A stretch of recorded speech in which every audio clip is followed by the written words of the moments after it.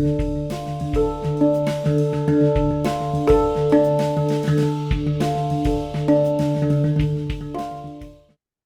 and welcome to the Practice Research Network.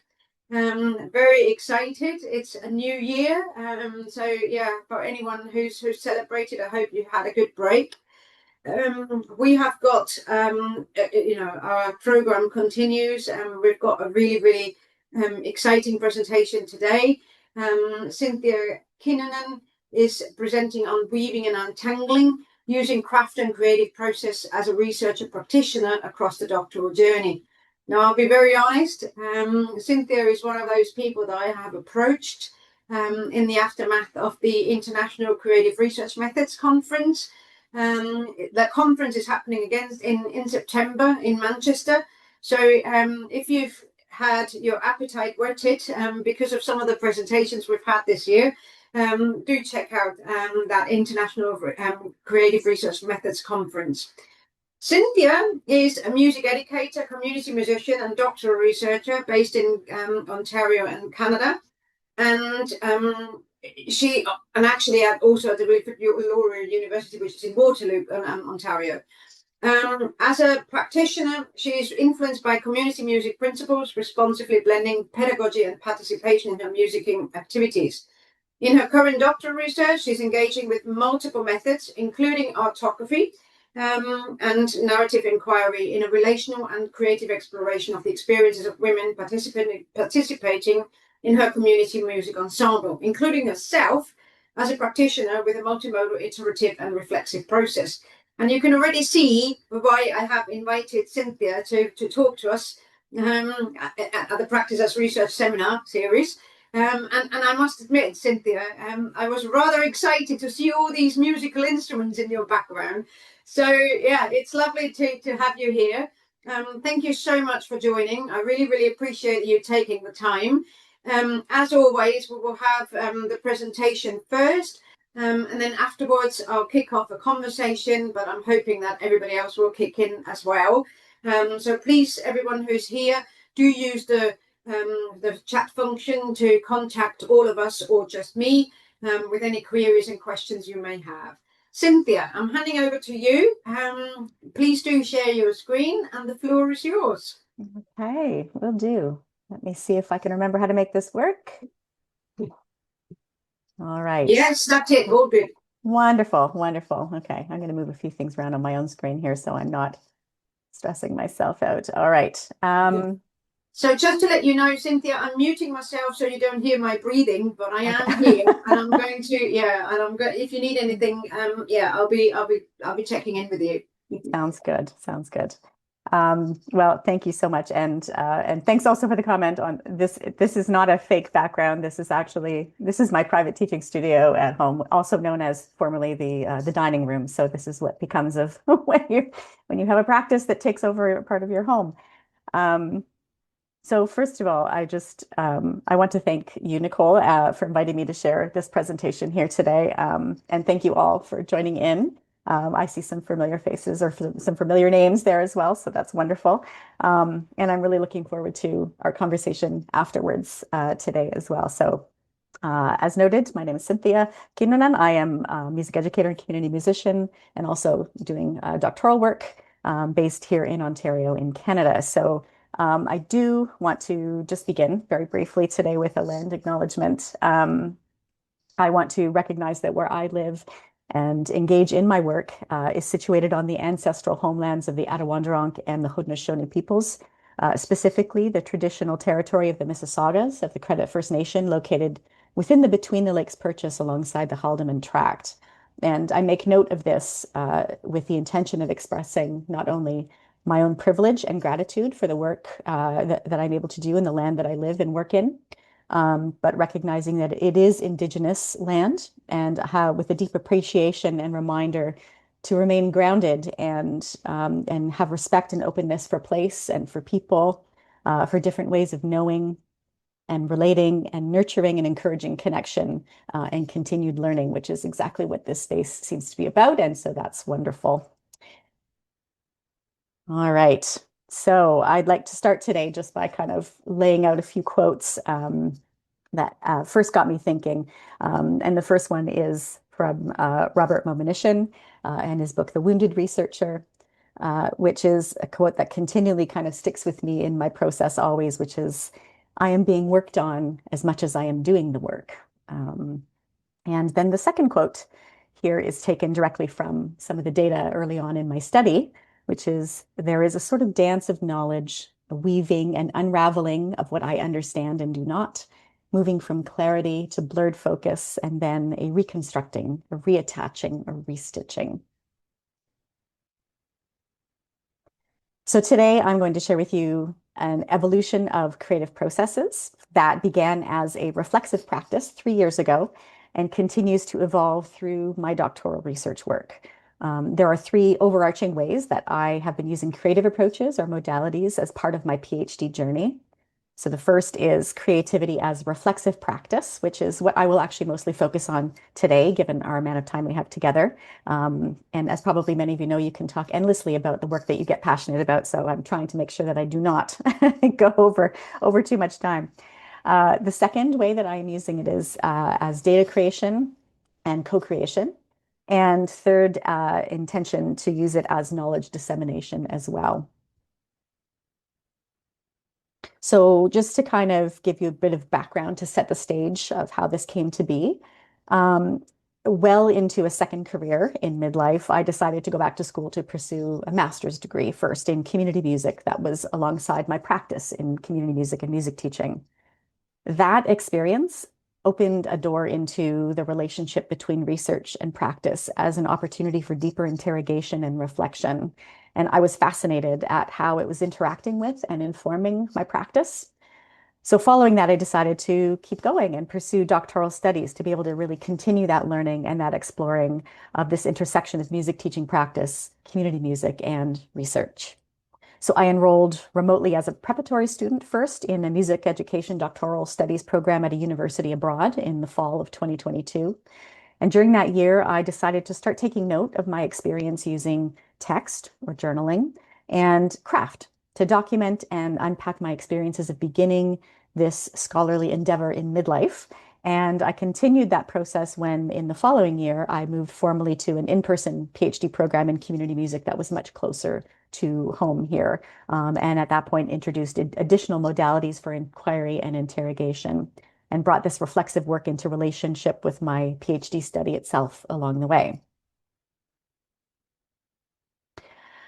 So it began with the work of self. I approached this project from a social constructivist and interpretivist lens, recognizing that my experiences are influenced heavily by my own history, as well as the contexts and relationships that I find myself in, and that my reality is constantly being constructed and reconstructed through these experiences, interactions, and interpretations. And indeed, autoethnographic work allows us to use our own personal experiences to explore expectations and beliefs and values, practices, but also a way to connect the personal to the cultural.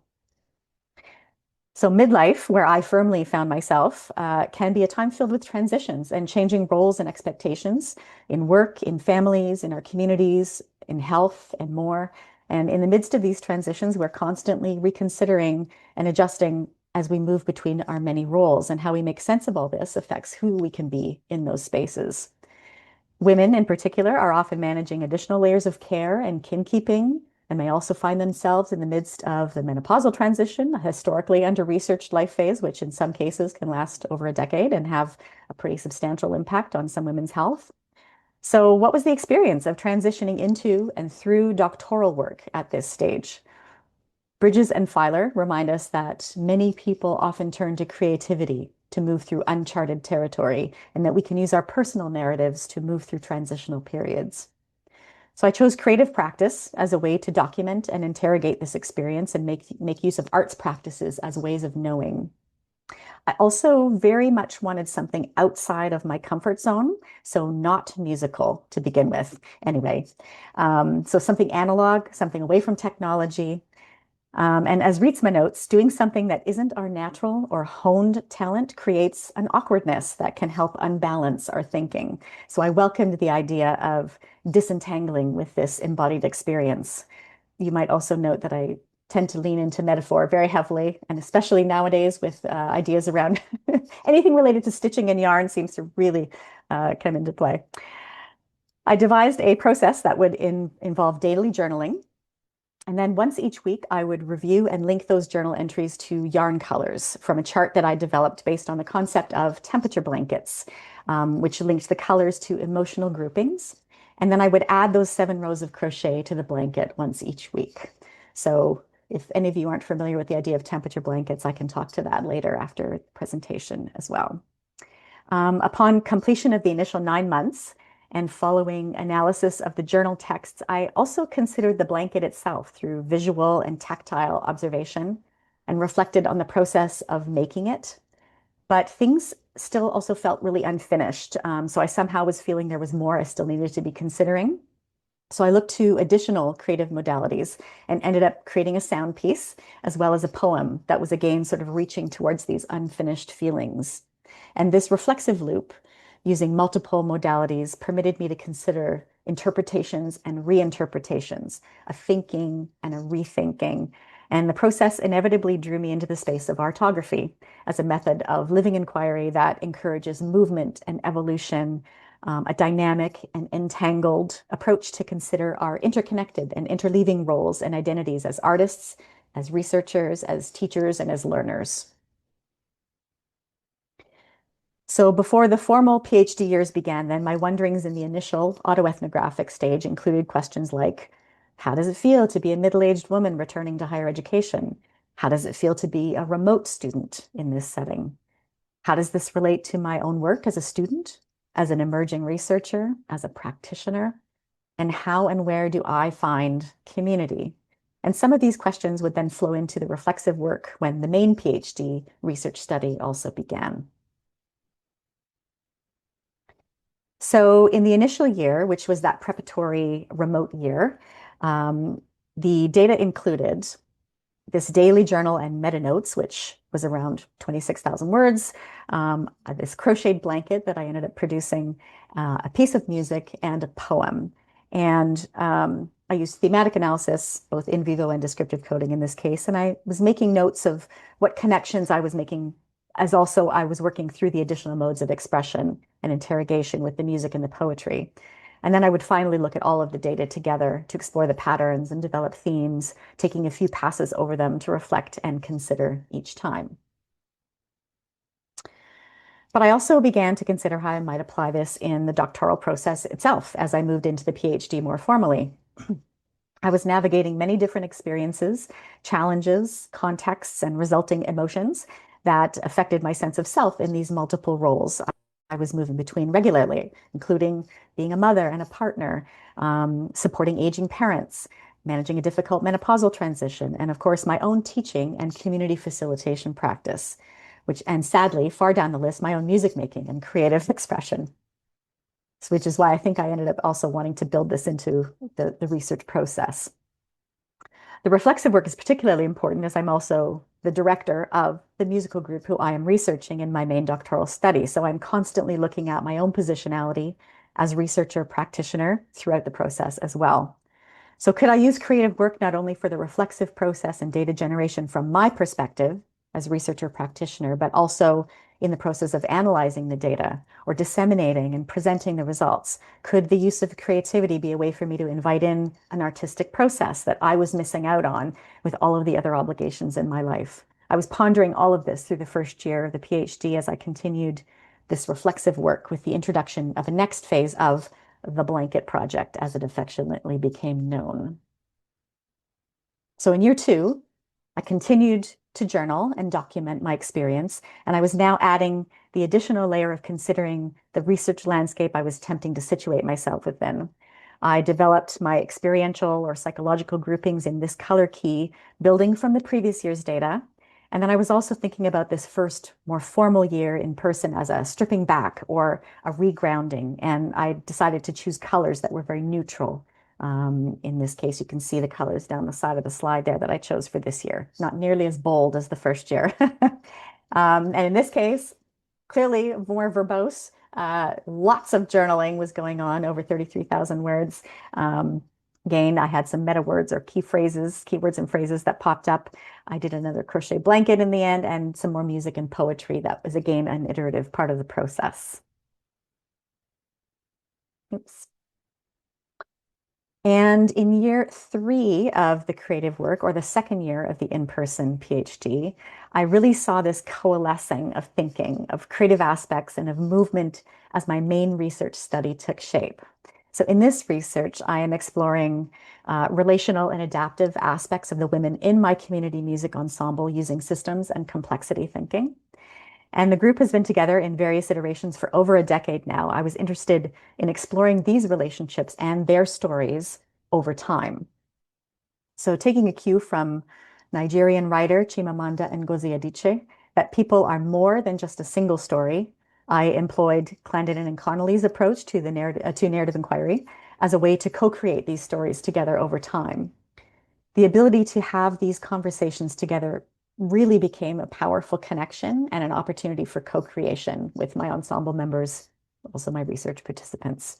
So I was already thinking about these stories and ideas, how they might weave together, literally and figuratively, into the crocheted works and the reflective practice that and I've been crafting in this creative project. I decided in this year, this third year, to switch up the constant rows of crochet of the blanket structure and decided to start creating what I referred to as granny squares each week, starting from the center and working outwards in 7 rounds every week. This lent itself toward ideas of relationality and systems awareness that, as I noted, I had been using increasingly in my main community music research study. So I was likening the concept of the emerging squares almost as dendrochronology, or the rings of trees that determine their age, which would later then assemble potentially as a sort of forest of activity and interactivity. So this has emerged into an even more interesting new iteration of the creative aspect of the reflexive project and the participant stories, which I won't get into as deeply here, although we could talk about it afterwards if you like in this presentation. But the evolution in this creative process itself is clearly something that is prompting new metaphor, new curiosity, and new inquiry alongside my research and practice. So the space of artography has really afforded fluidity and emergence in both the creating and the reflective thinking. And you'll see in this past year, I generated even more words. I have so much data, it is unbelievable. Keywords and phrases, a crocheted sculpture. This actually became a crochet sculpture and not a blanket, which I can chat about later as well, but very much inspired by ecological thinking. And again, music and poetry. So this continued to emerge and interweave. As I'm presently finishing up the analysis of the main doctoral research project, I'll touch quickly here on some of the findings that came out of the first part of the reflexive work, which was my doctoral student perspective of this journey early on, which an article was published on last year with those results, and I'll share that in the chat later, so you can take a look at that as well. And another link to some of those creative pieces. I have a few of them in this presentation, a sound piece and a poem, but we can, if time permits, I can share those, but if not, I can link them to for you. But some of the themes that were coming out of that very first year when I was beginning this journey included aspects of vulnerability and uncertainty. So creating something new, in this case, using crochet to develop a blanket, evoked feelings of awkwardness and an uncomfortable space of being a beginner at something as an adult. It allowed me to reflect on what it meant to be a student again later in life and how it felt to navigate that beginnerness, which could at times be very disconcerting and really disempowering, in some cases infantilizing. I noted feelings of uncertainty and inadequacy were evident, related to the academy's sometimes nuanced expectations and specialized language and formal and informal systems and hierarchies. And I also noted the unpredictable yet fairly regular presence of anxiety and brain fog and fatigue. So as a middle-aged woman, these unexpected mental and physical health challenges are a reality and can also disrupt the experience, increasing that sense of vulnerability and discomfort. Moving across multiple roles and identities, this transitional time across many intersecting contexts also prompted me to ask, where was my community? How did I fit into any specific community of practice that would allow me to feel a sense of belonging in these spaces as learners together? So feelings of outsiderness coupled with the fear of missing out fluctuated throughout the year, being a remote student. as well as being a working student and a parent. So I struggled at times to experience the collaboration and connection that I was witnessing in others that were there in person. The importance of in-person human connection became very clear, particularly opportunities for informal interaction that I feel can strengthen community. Then transitions and identities. Along this journey, I noted that smaller milestones and emergences were really critical in helping me recognize my own humanness, my own growth, and my learning to live in the messy middle of this ongoing set of transitions. A personal transition I made a note of, for example, was that I was entering this new chapter in my life. I was also losing some connections with friends or family. And also, though, however, I found myself emerging with a new set of connections. So my social and academic networks were evolving and changing too. When in discussions about this creative project in relation to my doctoral studies, I noted some interesting responses that teased or questioned this approach or the choice to return to school in general at this age. These came from both inside and outside the academy. For example, when I would mention the use of crochet as a component of the reflexive process, it was occasionally jokingly referred to as being an elderly woman's activity, or just a simple craft, as in lesser than art, or just an odd or unserious choice for research investigation. In discussions around pursuing doctoral studies in general, I was asked, why would I do this to my family? Or what was the point of doing this at this age? I know, I was grappling with a lot of these comments. I found myself reflecting on perceptions of or expectations of women and their roles in family and in community and education and generally their lived experiences throughout midlife and beyond. Ultimately, following regular reflection on my own reasons for this pursuit of learning and of engaging with the research that I felt strongly about and was linked so intimately to my practice, I noticed that these kinds of comments often ended up strengthening my sense of self and my resolve to pursue this work. So optimism and reflexive practice. There were unfoldings and discoverings that also took note of a sense of optimism, possibility, or excitement for the learning. The opportunity to reflect and reframe some of those less positive experiences with optimism and possibility throughout what can be a very long and challenging, sometimes demoralizing journey was a welcoming and rewarding piece of the reflexive work. So it allowed me to consider who I am or am always becoming and reminded me of the importance of locating oneself within and in relation to the research work. And a particularly impactful aspect of the creator or maker process was the idea of habit of ritual and reflection. So looking back at the data and the project itself, I particularly realized the importance of this ritual or habit of daily or weekly practice. As Filer notes, part of working through the messy middle of life transitions is ritualizing change. So the process of daily journaling and my Saturday morning crochet offered a few hours each week carved out for myself to review and reflect on that week's journaling, to assign colors for each day, and to stitch 7 rows onto the blanket. It became a meaningful time of care and contemplation and was an important way to be present with myself and gently opening up my thinking. And the tactile process of this crochet work prompted regular metaphorical connecting to the stitching, reflecting ease or frustration that I might be feeling with various contexts. For example, the struggle of trying to weave in ends or joining one thing to another as seamlessly as possible really provoked thinking around imperfection, around the tensions of linking and transitioning between contexts and roles on a regular basis, of recognizing the overlap of beginnings and endings in liminal spaces. If my hands were aching after a time, it sometimes meant I was over gripping the hook. I would ask myself, how might I be mindful of holding or loosening control in my various roles and identities?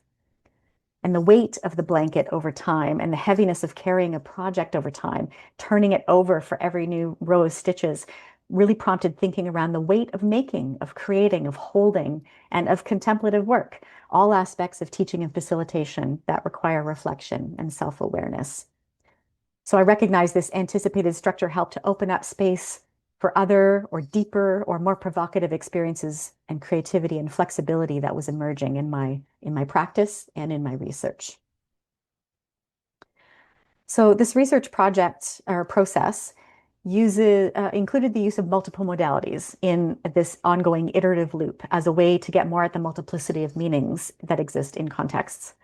The initial sound piece and poem emerged with an additional prompt of considering edges in the ongoing research loop.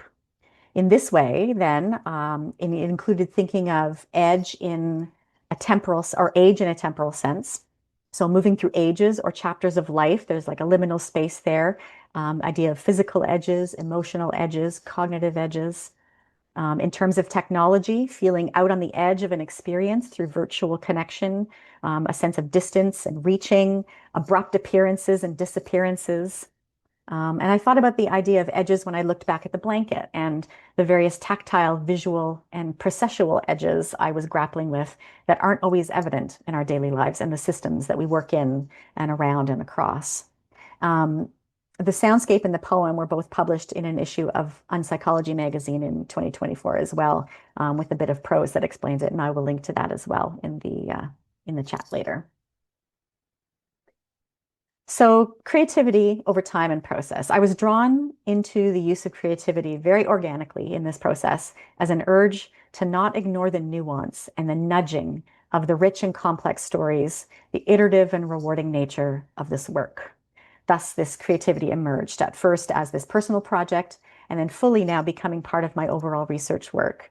So it now sits firmly within this constellation of methods, modalities, and iterative processes that continue to move and shift and weave over time, allowing me to see and question different aspects of these conversations, these observations, and these experiences of our stories together that are always in the midst and always moving.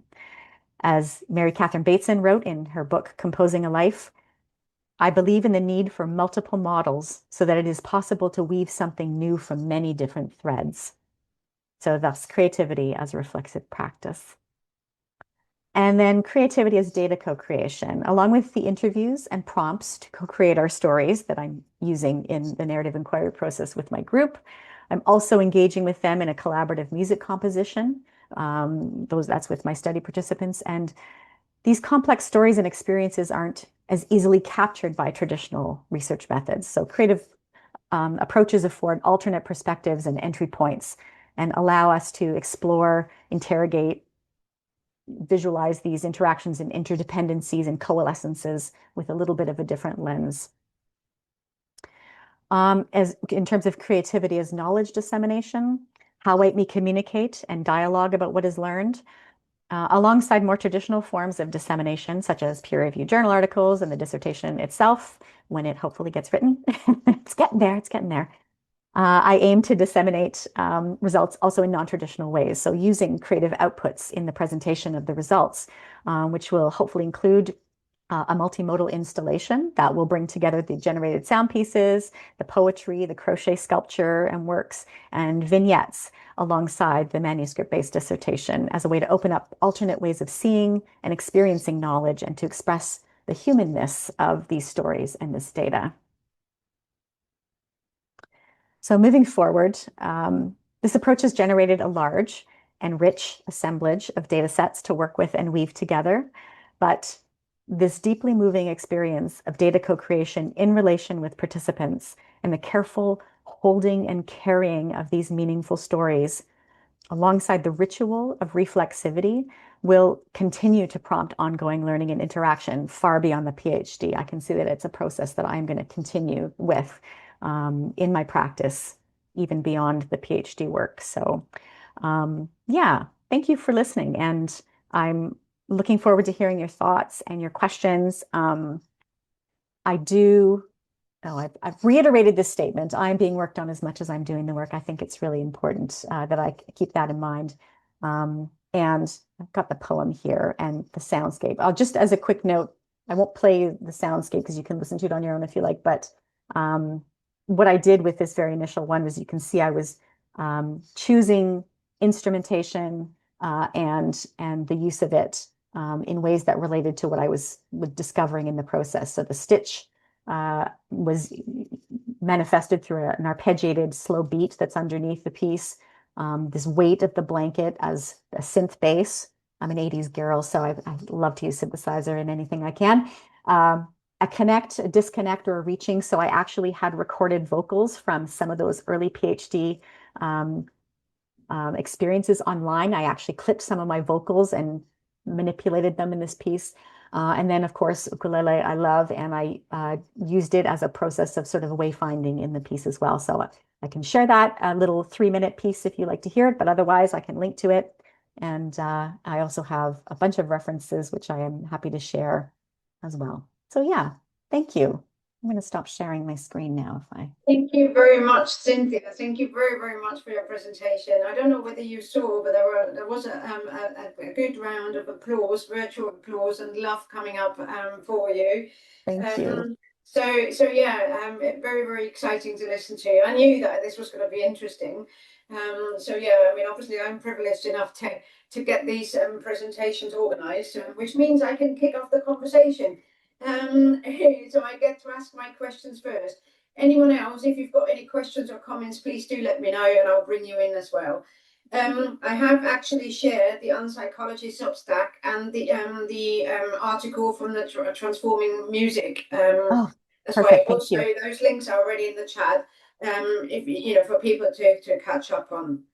My question, Cynthia, to kind of kick off our conversation, really, I'm really mightily impressed that you're doing daily journaling. I'm not very good with, you know, I have written a book about, you know, making the most of your research journal, but I'll be honest, you know, the idea of doing something on a daily basis is something that I find really, really hard. So I'm really impressed that you're doing that. And I was wondering, is that journaling? How do you define that? Is that your practice?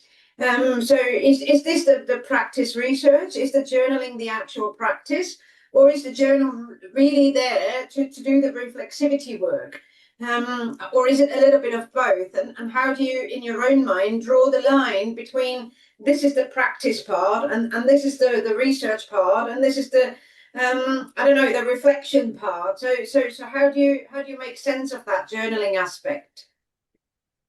That's a great question. And I think part of the challenge is that there are no clear boundaries, I think, in the process now for me between all of these things, because I see the writing as both being reflexive, but also part of the creative process. I also am a writer. So I think that there's just this fluidity between all of these different modalities that just seems for me to move between reflexive work, maker work, or this sort of, you know, craft or artistic process, and in my practice of teaching and leading and being so I have this in the artography kind of component. I am both sometimes viewing myself as a teacher, because that's what I do for my actual practice, my livelihood, but also as a learner in the PhD. So there's just these so many roles that are played. So I do see this kind of ongoing fluidity between all of these different modalities, and that's kind of the beauty of it, that it is kind of messy, and so but I feel like a lot of things come out of that when I kind of open myself up to that. And like I was really kind of concerned about like how I needed to be formally documenting things in the beginning, and I was really kind of conscious about that, and allowing myself to have a little bit more freedom with that has actually really expanded what I'm able to sort of contemplate and think about and relate to, and in terms of the actual just practice of daily work, I actually use an app called Evernote, which is where I plug in my daily journaling. And daily journaling, I use the term loosely. Sometimes it is 3 sentences, you know, sometimes it is just, that's all I've got in me. Sometimes I write 1,000 words, you know, so it depends. But the process was that then I would just plug it into this app, whether it was on my phone. It's a nice app because it transfers between my desktop and my laptop and my phone and all these things. So wherever I was, I could kind of plug in some text to reflect on that day. But then each week before I would start the crochet, I would actually drag all those things into a larger document and chart along with the colors so that I had a proper document of it. And yeah, in the beginning, it felt like really cumbersome. And then when I stopped it in the summer after the first year, I really missed it. I really missed that opportunity to make that space for myself in very busy days. So yeah, so I kind of was really glad that I built that habit. I think what you're saying there now, though, that you started missing it, that's probably, you know, I mean, that's what they say all the time, is that, you know, there comes a point where you're making something a habit, and then if you're not leaning into that habit anymore, that's when you begin to miss it. But I think, you know, for me personally, I find it really quite frightening, and anxiety inducing, having to push myself to do something on a daily basis, even a gratitude journal. I'm really genuinely struggling with that. I think I do some form of creative practice on a daily basis, but it's different, and I wouldn't like try to force myself to do it on a daily basis. There's a question there asking, did you do the journal by hand? So is the writing, when you're talking about the actual writing part, but then you did say that you're putting it onto Evernote, so presumably that's already, like, you know, typing it on your phone or even on your laptop. Yeah. It was mostly digital. It's in, oh, I don't have my book with me. I actually have a tactile leather-bound book that I carry with me everywhere that is all my scribbling and my calendar and all the things too. I actually probably, just because of my personality, I need to remind myself of things a lot. I have a lot on the go. So I actually have, you know, a calendar that is digital and a calendar that is also handwritten because I like to scribble. So sometimes I would be scribbling in that book if I was out and about and I just wanted to. Sometimes the journal notes actually were just a scribble, like I had to just draw something out, in which case then I would just screenshot it. Eventually, I'd take a photo of it and drop it into Evernote and try and describe it a little bit. So I would say mostly I was typing, but sometimes I was using by hand. Thank you. One thing that I was wondering, you know, the blanket that you were saying about the first and second year, that crocheted blanket, not the granny squares. You kind of explained a little bit more about the granny squares, but on the blanket side of it, you had obviously these different colors for different kinds of aspects of your work. How would you? Can I ask? Is it essentially like one of these temperature scarves where it's like one line or two rows for this experience, and then so how many rows or you know, lines or whatever did you do? Yeah, well, it depended where I stopped things. And so, yes, it's very much, that's exactly where the idea came from, was the temperature blanket concept.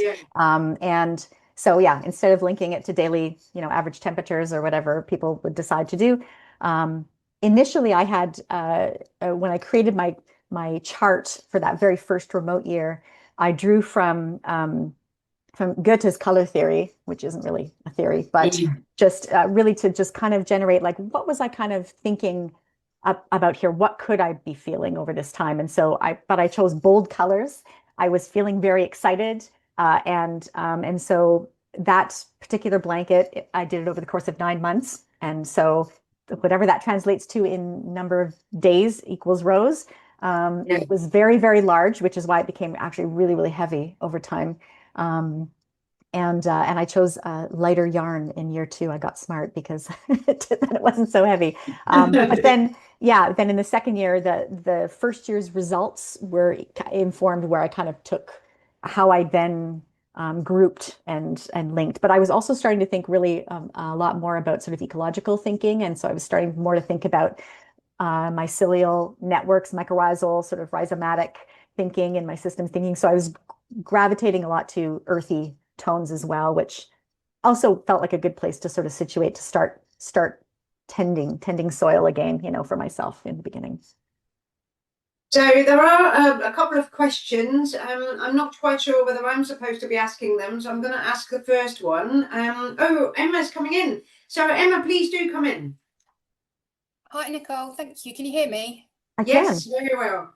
Sorry, first day back in the office and I'm not sure about my setup. So I know that feeling. Thank you so much, Cynthia, for that talk. That was really inspiring. And I posted in the chat that I love your idea of ritual reflexivity. So I'm doing a professional doctorate in education. So my professional practice and research are really entangled and blurred, a bit like what you were saying about your practice and your research and your learning. So have you got any tips following on from what you've already said and what Nicole's been saying a little bit as well, about that times when perhaps the practice and the research and the learning all become a bit too much or a bit too heavy? Maybe some of those sort of like ritualistic things that we might be able to do. Any tips on that to help us move forward, perhaps? Yeah, well, as I kind of already mentioned, the I had to try and also make it fairly easy for myself because similarly, right, we're caught up in so many things are going on. How was I going to make this a reality? And so I was trying to make it as simple as possible, that having an app that was accessible no matter what, I was using was good. Not placing an expectation on myself to have to do anything extensive was a very big deal. Um, and just letting it sort of flow. But again, like any habit, I mean, boy, when we set out at the beginning of each year trying to build new habits, it's not easy. And yeah, and so it did take work for me. But I found that when I was thinking and writing about things that I really cared about, them, my work that I was doing, the research work, the practice, my teaching work, that reminding myself of that was enough sometimes of a prompt to say like, oh yeah, this stuff means something to me. And so yeah, so I think that combination of the interest in the work and the passion for the work and the learning combined with making it as easy as possible. But was also interesting, what I did was on in terms of the crochet on the weekends, when I would have those few hours on Saturday mornings, I would get up pretty early and have that quiet time in the house before anyone else got up. I also started to, once I'd assigned the colors and I knew what I was going to do, I was just making a big long row for every day. So I didn't have to think too much about the process, but I would put on an audiobook, or I would put on a podcast, or I would put on an audio transcription of maybe an academic article that I wanted to read. And so I was having this sort of embodied just process thing, but also, so yeah, I was probably multitasking, trying to multitask, which maybe defeats the purpose, but it was that also helped with that tactile process, was helping me absorb some of these things that also were linked in to my thinking. So I think I was trying to kind of, yeah, make use of the time and the process in different ways that way. I don't know if that really answers your question, but some ideas anyway. Thank you, Cynthia, and thank you, Emma, for asking the question. I think so. One thing that I say to kind of protect myself, but also to kind of help other people, is to schedule timings to work to your benefit. So, for example, I know that I've got very, very good creative thinking going when I'm going for a walk. And at the same time, going for a walk takes me away from the desk and the computer and the actual, the nitty gritty of the research. It gives you that headspace and the physical movement and the exercise. So I tend to schedule walks into my day. I know that not everybody has got that benefit of being able to do that for all sorts of reasons. But if you find, well, actually this works for me, like Cynthia said, listening to an audiobook works for you, then maybe that's what you have to build into the research process as well. So whatever you find works for you best in that respect, and to also essentially just allow yourself to say, I don't have to do reflexivity work or journaling, on a daily basis. I do that once a week or once every 2 weeks or after every fifth interview. That kind of loosens up that space for yourself, and that to me makes it then more enjoyable. So I'm actually more likely to do it. If I'm trying to kind of remind myself I have to do that on a daily basis, then I'm setting myself up for failure, which is why I'm really impressed with Cynthia's way of working. I must admit, I can't say that enough. I've got another question here. There's a question, Cynthia. Can you share more about the participants in your study? Did they comment on or reflect on the crocheting, for example, or was that completely separate? Yeah, that was actually a separate piece. That was part of just the sort of my reflexive work, was using those modalities. So in terms of what I was doing with what I was and still continue to do with the participants who are in my ensemble still, was really around use of interviews, co-created, like repeated interviews, so co-creating those stories together, and this musical collaborative piece together, and also some in-class prompts that we did as anonymized prompts as well. So, but I interact with these people every week, and that continues to inform my journaling also in the process as well. So, yeah, even though they weren't sort of involved in my creative components, we are as a group involved in some, I would still say our interviewing and our discussions and the musical process are all creative in ways together. So, yeah, I don't know if that kind of answers that or not, but Thank you. So there's one Kat question. I am going to bring in Kat. Kat, do you want to come in? You have, there we go, there's Kat. Hello. Hiya. Hello. Thank you. It was for the talk. It was such an inspiring talk and really amazing to hear about your research. Um, my question was, I really enjoyed the parallels that you made between taking up a new craft and then beginning a doctoral journey. And I was wondering if that was something that you intentionally set out to do, or was it something that became apparent and revealed itself to you as you were reflecting? Yeah. Thank you. Great question. Yes, I actually did take it up alongside, like, so both new things at the same time. I made a conscious choice to say, I'm going to do this craft that I'm really unfamiliar with and feel very uncomfortable with, while I'm also jumping into this wild process of going back to school and doing a PhD. So yeah, that was a very conscious decision to do both at the same time. And I did feel um, that those things informed each other. Then I was really making lots of those, like, as you noted, those kind of parallels between the two. So yeah, that was for sure. Yeah. Can I, quick follow-up to that? Can I ask Mhm. why you chose to do that? Was there like, did you already have an idea that they would inform each other, or yeah. Yeah, I just think that I wanted something, well, as I noted, music is the thing that I normally gravitate to, music and writing, actually. And so, but music is a very abstract thing, right? So I can create music and I write music and I do the things, but they are very temporal, and they kind of, and so there was something about finding something to do with my hands that would actually make a thing, that it would actually like produce a thing. And so when I was kind of scoping around, I thought, well, that might be something.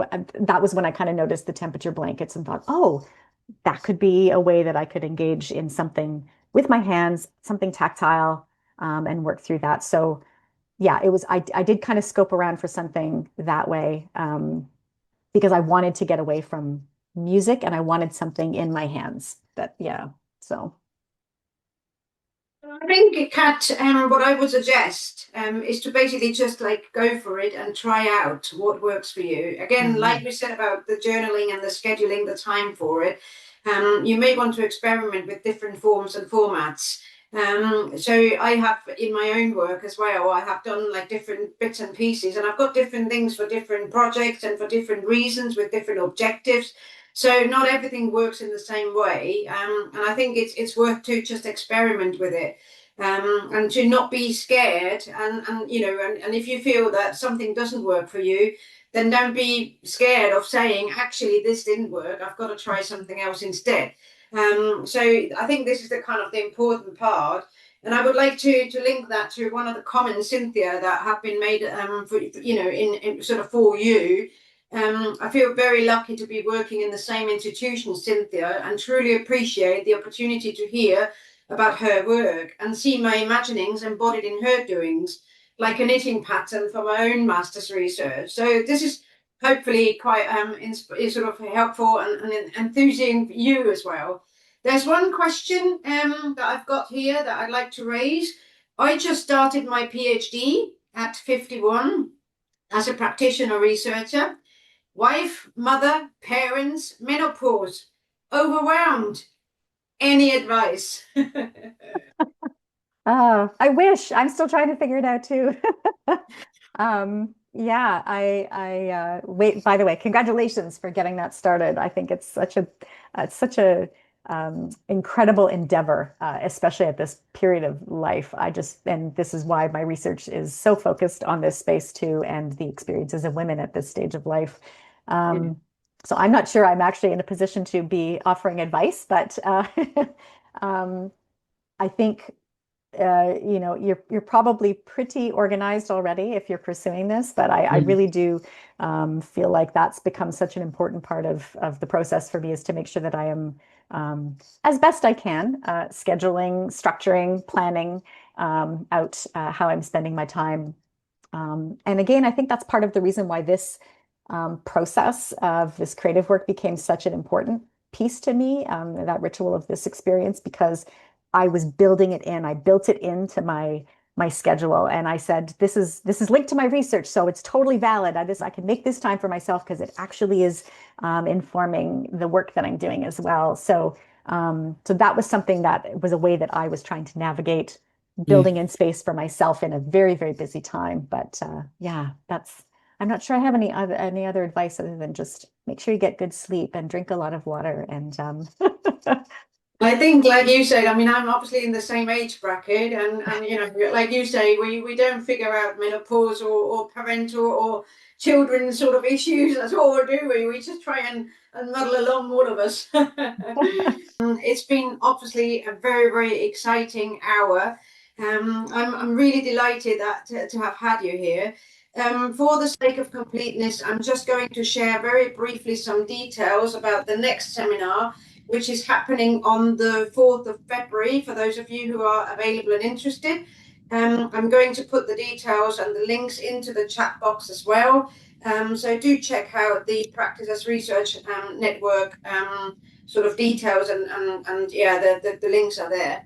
There's also some more contact details on the website here as well. Again, thank you so much, Cynthia. Thank you very, very much for having taken the time and talking to us about your research. And I genuinely look forward to hearing more of your work in due course. thank you all so much. Appreciate it.